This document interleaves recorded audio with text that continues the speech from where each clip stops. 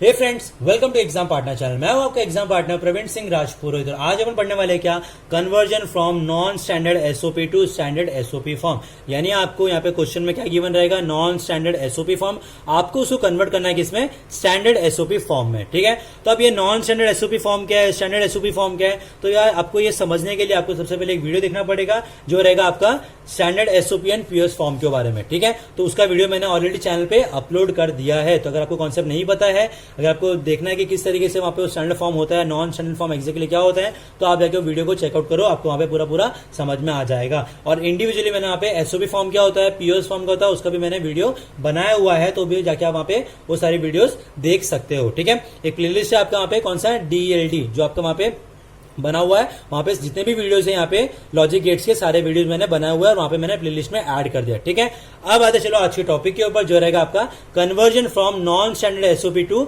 Standard SOP form. तो कैसे आपको यहाँ पे सबसे पहले आप क्या करेंगे, कुछ थियरी पढ़ना नहीं है, डायरेक्टली क्वेश्चन सॉल्व करेंगे ताकि टाइम अपना थोड़ा सा सेव हो जाए और टॉपिक अपने को पूरा अच्छी तरीके से क्लियर हो जाए, क्योंकि अपन ने ऑलरेडी नॉन स्टैंडर्ड एसओपी और स्टैंडर्ड एसओपी क्या होता है अपन ने लास्ट वीडियो में देख लिया। ठीक, तो क्वेश्चन ऐसे लिखा हुआ, convert the expression y equals to AB plus AC bar plus BC into the standard SOP form. ठीक है, तो स्टैंडर्ड एसओपी फॉर्म क्या होता है, जहां पे आपके तीनों जो आपके यहाँ पे प्रोडक्ट रहेंगे, तीनों में आपके जो जितने भी वेरिएबल है सारे के सारे होने चाहिए। जैसे यहाँ पे देखो AB है तो C नहीं है, यहाँ पे AC है तो B नहीं है, यहाँ पे BC है तो A नहीं है, तो आपको वो वहां पे अपने को लाना है। तो कैसे लाएंगे, आते चलो यहाँ पे इसके सोल्यूशन पे। Step number 1, find the missing literal for the each term. Literal मतलब आपका हो गया एक काइंड ऑफ इनपुट। ठीक है, तो find the missing literal for each term. तो y इक्वल्स टू AB है तो C नहीं है, AC है, AC बार है तो B नहीं है, BC है तो A नहीं है, तो अपने को यहाँ पे C को भी लाना है, B को भी लाना है और A को लाना है, तब जाके अपना ये क्या बन जाएगा, एक स्टैंडर्ड फॉर्म बन जाएगा। तो क्या करेंगे सबसे पहले यहाँ पे पता है, स्टेप नंबर 2 देखते हैं, and each term with missing literal plus its complement. अब यहाँ पे अपन क्या करेंगे, एंड के जो एंड गेट है वो अपन यहाँ पे हर एक टर्म में अपन यूज करेंगे। कैसे यूज करेंगे, यहाँ पे एक बॉक्स साइड में आपके राइट साइड में आपका एक बॉक्स बना हुआ, उसको समझो एक बार के लिए। देखो AB है, मैंने फर्स्ट टर्म लिया, ठीक है, AB वाला। अब AB को मैं अगर मैं मल्टीप्लाई बाय 1 करता हूं तो मुझे आंसर क्या मिलेगा, AB मिलेगा, बराबर। अब 1 को मैं क्या लिख सकता हूं, 0 प्लस 1, बराबर। 0 प्लस 1 मतलब क्या हुआ, जैसे यहाँ पे देखो C है, अब मान लो कि इस C को मैंने यहाँ पे लिया हुआ, ठीक है, तो 1 को मैंने कंसिडर, 1 मेरा क्या, हाई आउटपुट, हाई मेरा क्या यहाँ पे गेट, हाई आउटपुट है, ठीक है, हाई इनपुट है, सॉरी, यह हाई इनपुट है। तो अब इसको मैंने क्या लिखा, 0 प्लस 1, तो C को मैं लिख सकता हूं C बार प्लस C लिखूंगा, तो मुझे क्या मिलेगा, अगेन क्या मिलेगा, अगेन 1 ही मिलेगा ना, क्योंकि 0 प्लस 1 करूं तो क्या मिलता है, 1 मिलता है। तो AB इंटू 0 प्लस 1 करूंगा तो मुझे आंसर क्या मिलेगा, AB मिलेगा। तो मैंने यहाँ पे क्या किया, सिंपल सा पता है, y equals to AB and किया C प्लस C बार से।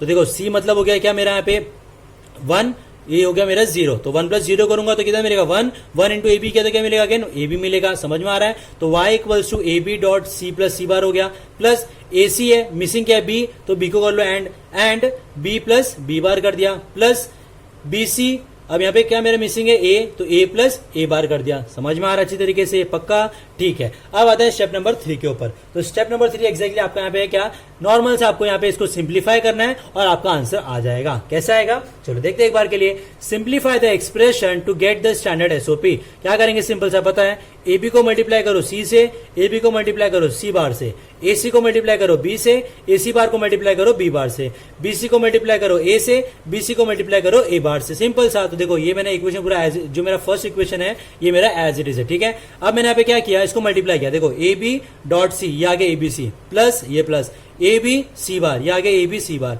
ये आ गया प्लस, ये आ गया प्लस। अब A C बार B, यानी इसको क्या लिखूंगा, AB C bar plus A C bar B बार, यानी हो गया A B बार C बार। अब इसको लिखेंगे, ये हो गया plus as it is, BC A, इसको मैं लिखूंगा ABC plus BC A bar, यानी A बार BC। समझ में आ रहा है, ठीक।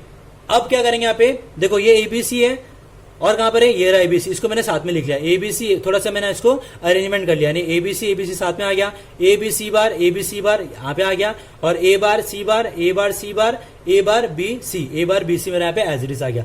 अब यहाँ पे एक पार्ट आता है क्या, कि अगर आप यहाँ पे एसओपी फॉर्म में अगर आप A प्लस A करते हो तो आपको आंसर क्या मिलता है, हमेशा ये अपना एक फॉर्मेट है, ठीक है।